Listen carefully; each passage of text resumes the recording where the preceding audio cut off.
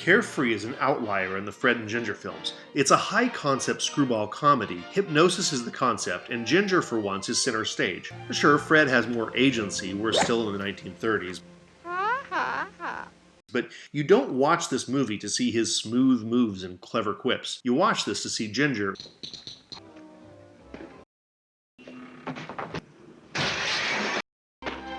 It's pretty funny. Oh, it is!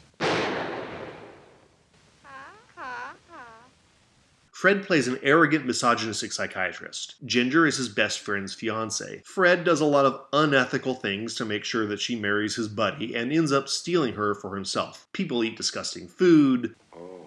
They fall in love. Hattie McDaniel shows up. Mayonnaise? If you don't know Hattie McDaniel, there's basically two camps on her. A, she's the first African-American actress to win an Oscar, and B, she won that Oscar because she was playing maids and servant types. People will be divided on how she should have used her power as an actress in Hollywood. The fact is, Hattie McDaniel fought hard for the rights of African-Americans to own property in Los Angeles. I do think she's a fascinating person that you should look into more deeply. Ginger pretty much owns this movie, from the meet cute, That's my chair.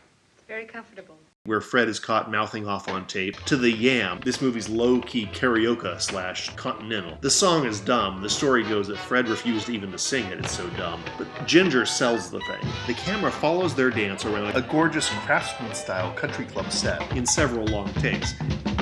And they cap it off with an effortless abuse of both gravity and furniture, and that is something great.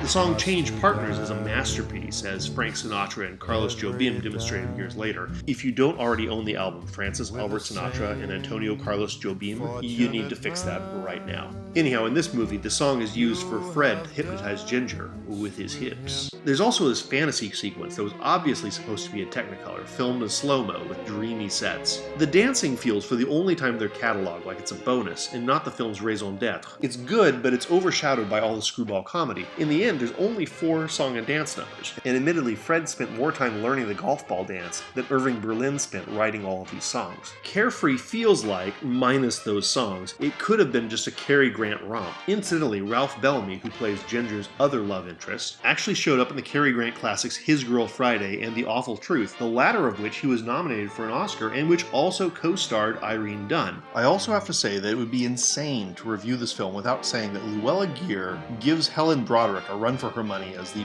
best snarky sidekick that Ginger Rogers ever had. Sure, you know I don't dance at your age. Carefree's not at the top of the Astaire Rogers canon, but it's pretty amusing, and what it lacks in gravitas or piercing wit, it really doesn't need. It's a fluffy rom-com that happens to boast some great dance numbers. It's watchable, and it is rewatchable.